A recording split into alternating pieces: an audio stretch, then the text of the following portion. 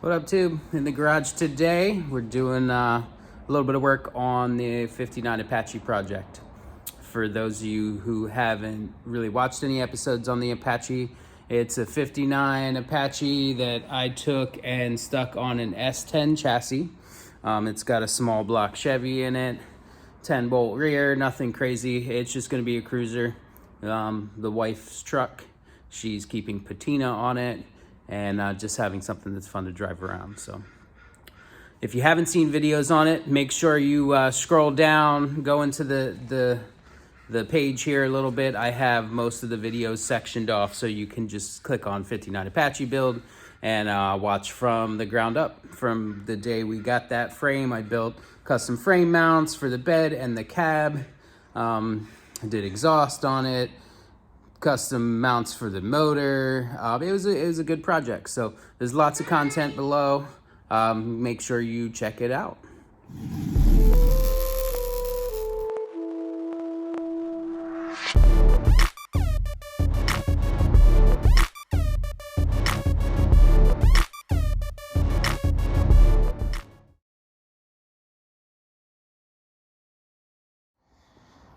So we got a whole bunch of parts in boxes.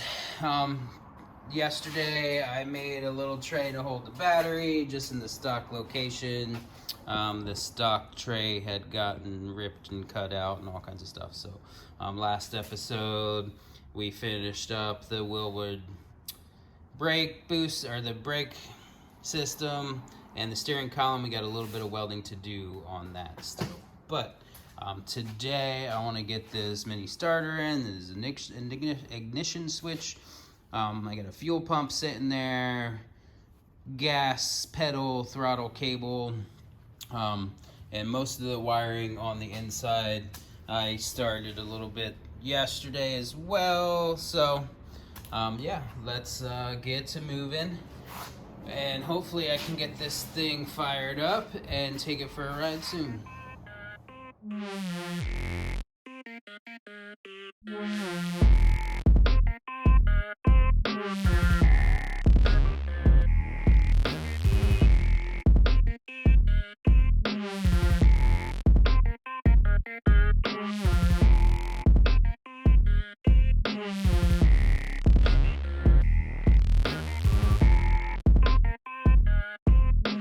I got a black off plate in, crawled under the truck, realized that I either bought the wrong starter or put the wrong damn flywheel on it when I put it together. Yeah, so we'll get to that when we get to that. I don't think I bought the wrong starter, so that means some more work for me. But I got a fuel pump mounted. I'm just running some gas lines now. I'm back to the bed where we're gonna put the fuel cell, which is in the mail, so hopefully that'll come soon here. It's supposed to be here today, but you know how UPS is right now. Yeah, so making progress. Like I said, this video really isn't super exciting because I'm not doing any fab or anything, but you know, get some content up there and follow along with the builds. Like I said, make sure you go back through my old videos. There's lots of stuff on this Apache, so check it out. So finished up lines and a couple other things. Ran home for a little while, took the kid home. My young son likes to hang out. He's 7. He likes to help dad in the garage, and I'm sure you hear him in videos every once in a while. So put him down and came back.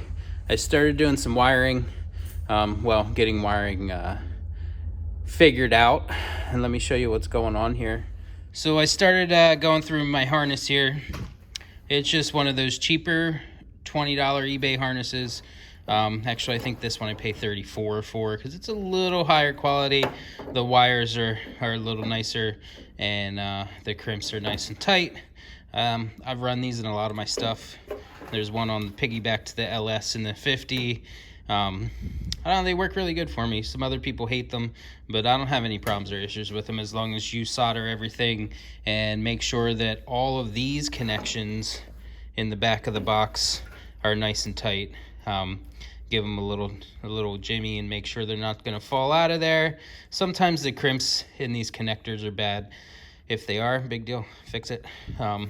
You know, you could spend hundreds and hundreds of dollars on a 14 circuit or a 12 circuit for your hot rod other places, or you could spend 20 or 30 bucks and this will work just as good. So my opinion, I know guys will razz on me for that, but the downfall to this harness is it is not painless, pun, as they say. The instructions it comes with are horrible. Yeah, some of this stuff, like, who knows what it even means. So what I always do is, I mean, these boxes are pretty simple. A buddy of mine, Corey, just taught me wiring in the last year or so. If I could pick it up, you can. So basically, you got two banks, 2 rows. You need to have a main power that comes from the battery, that's on at all times to one side of that row, and you got to have an accessory power that turns on with the key on the second side. So I go through, find out what are my inputs that I need, and I start marking them. So this is the hot wire all the time. That's one of the ignition wires. This blue one here is the other one. So with this wire goes to a main power, and this is your ignition, your switched ignition to light up that second side of the box, the stuff that's only on with a key. So I'll go through labeling all these so that I know where to pull them through the firewall, what to leave in the dash. This does have a relay built in for your radiator fan, and it also has a blinker, which isn't in there right now, for your turn signals. So you can literally wire your switches right up. Everything's in one box.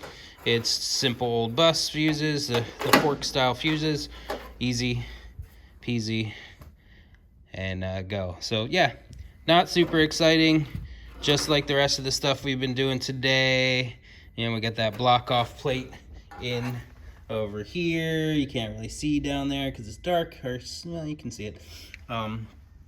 I mocked up a battery tray the other day and got that in there. The battery's just sitting there. I need to tie down yet.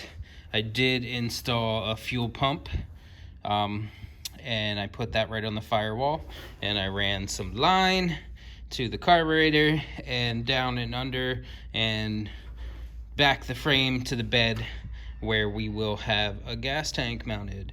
You know, other than that, everything else today has been pretty simple.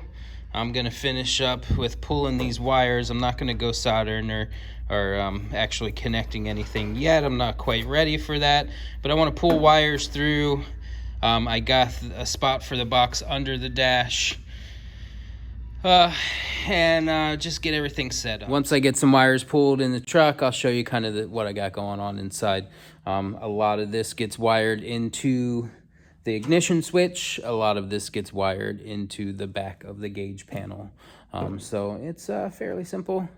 Well, like I said, not exciting. So I'll get that done, and then we have some fab work to do with the fuel tank. Fuel tank came while I went home and took the kid home. I got the fuel tank and an alternator.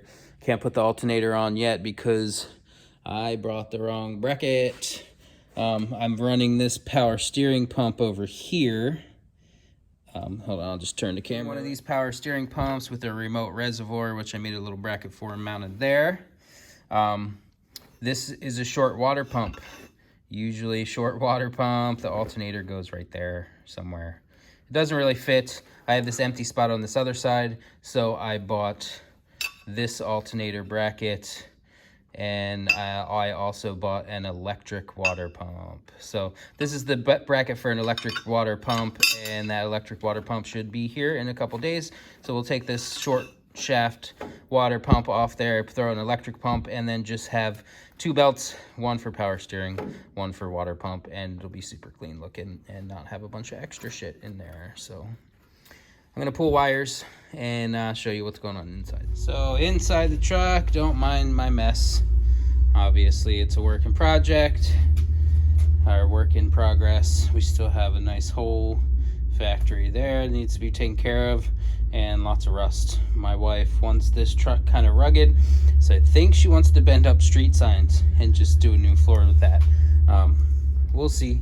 I don't always let her do things like that, but we'll see. I still need to make a cover for that transmission because it sticks through the floor a little bit with the S10 frame, so that's got to be done yet.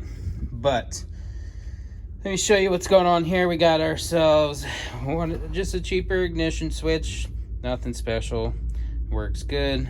I like these 4-post ignition switches as opposed to the 3. It's got the start with the like springy start action, just like a modern car, so it helps my wife. And then we got our auxiliary, battery, the ignition, and that's to the starter. So pretty simple, straightforward, as I throw it on the floor. And then a new headlight switch. Always put a new headlight switch in. Honestly, I don't recommend using this old school style, but I had a brand new one sitting here, so we'll use this old school headlight switch as well. And then, like I said, everything wires into these guys, and then our gauge cluster in the back. We need to run some power to that as well from our box and hook up our 4 lights, 5 lights, 6 lights that go into there. Battery, fuel, pretty simple and straightforward. So I definitely like to mount these boxes up underneath, so I got a nice little spot already drilled, holes drilled for it in there. So we'll get that box mounted and I'll start pulling wires. And as always, there's I can't say enough about these Milwaukee power tools, man. I was always a do it by hand guy, but I've been using these Milwaukees for these last couple builds. I got a super screaming deal from a friend. Thank you, Mrs. DeSano, for hooking me up with some Milwaukee tools, and they're going to putting them to good use. But man, those things, man, they got so much torque, and the batteries last forever. So I was never a battery powered guy, but they work great, and I'm sure you see them in all the videos. So yeah, cool. Not sponsored by Milwaukee, never will be, I'm sure, but I definitely recommend a little bit of Milwaukee power tools. So that's where she'll live, on the firewall, and we'll pull the rest of the wires through there. Good spot.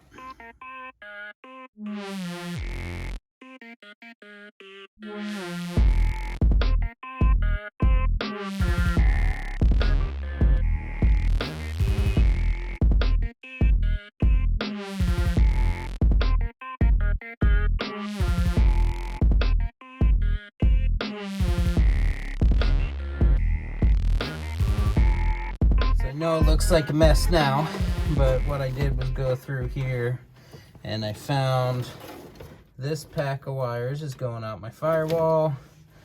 This set of wires here is all coming up to the ignition switch, behind the dash for dash lights, headlight switch, all that stuff that's going up and into the dash with this wire as well. So what I do is, I need another one in here too, is just to keep it organized, I like to throw a zip tie in there on wires that are all going to the same place. That way they're all kind of organized at the back of the box, and when we start throwing wire loom or whatever on there, it stays kind of nice looking. So I zip tied all these wires together. These ones are all things I'm not using. So these are all extra auxiliary circuits. I won't cut them off because you never know what you're gonna add. Maybe you need air conditioning in the future. You never know. So I'm gonna take these, I'm gonna roll them up and put them behind the dash. That way they're out of the way, but not cut. So now that I have all this organized, I'm gonna push wires to the firewall and where they need to be in the dash.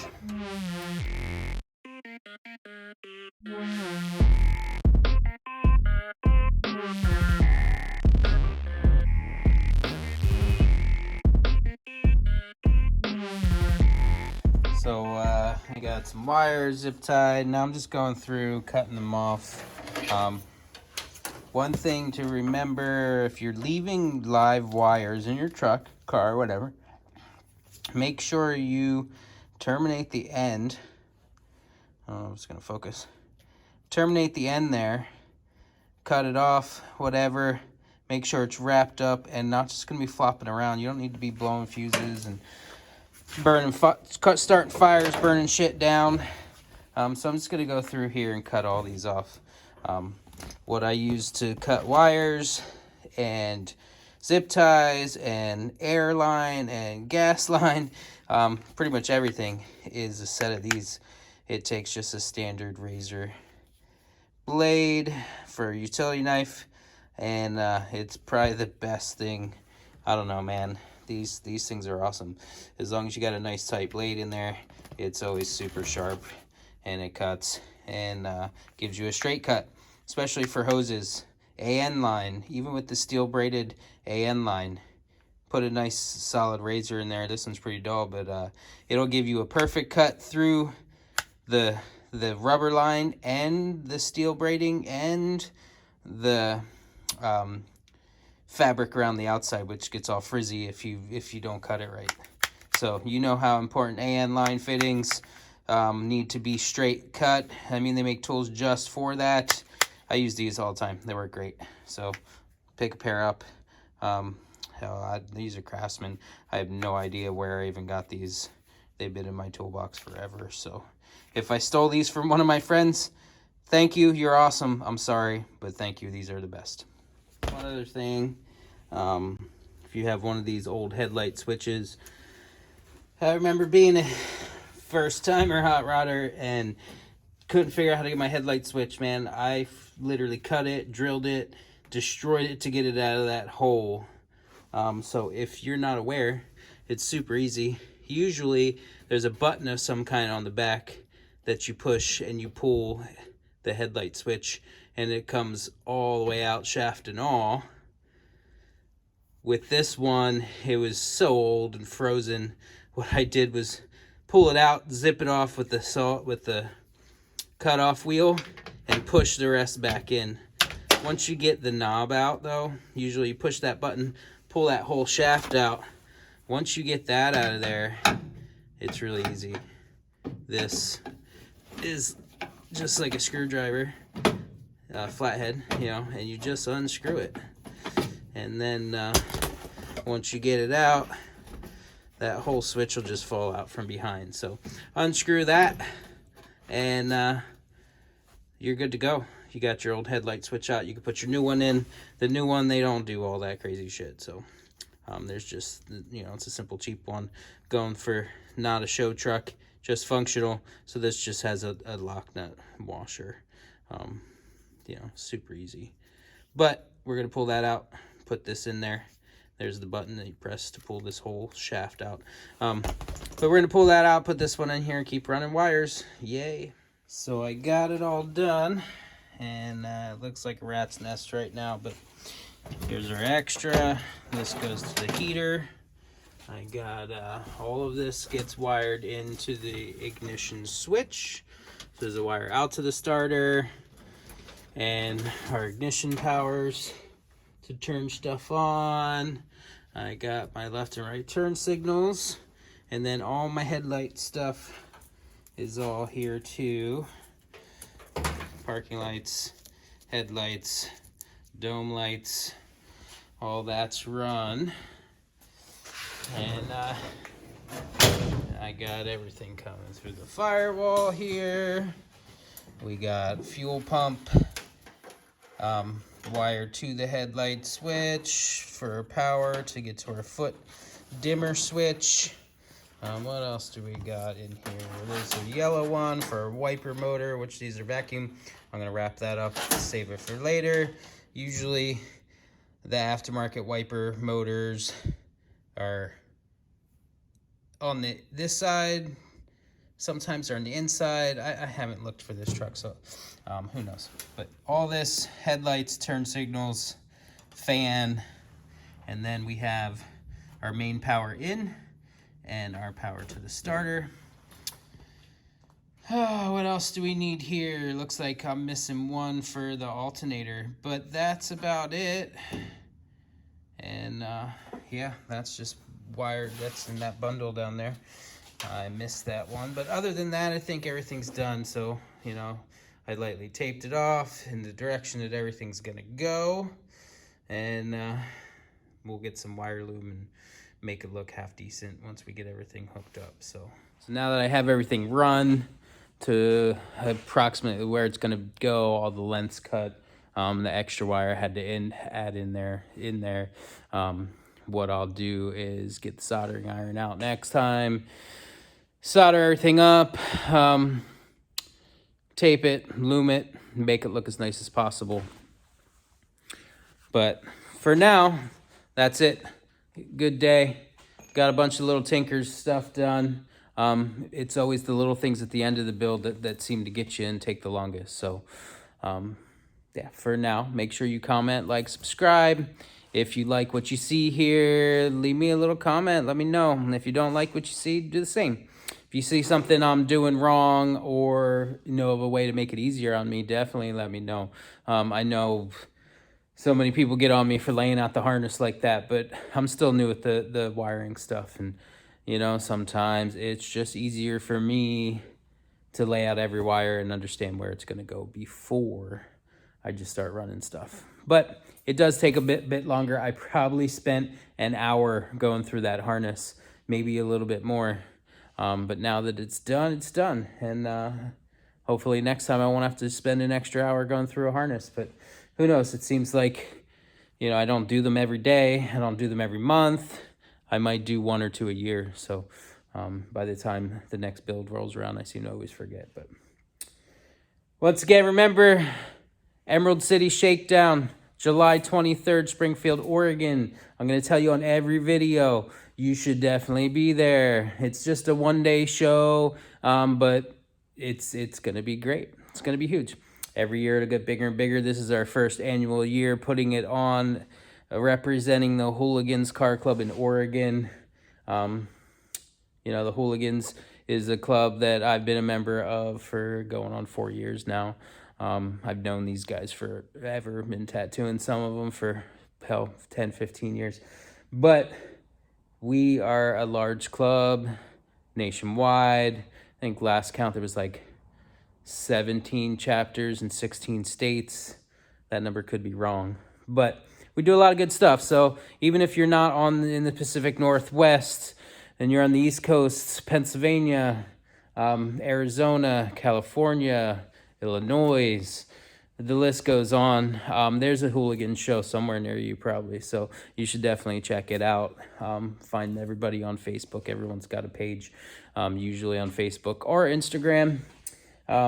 We all do things together, but some of us are so far apart that, you know, I would love to get back east and go to some of the East Coast shows, or down in Texas, go to some of the Texas stuff. Always looks fun.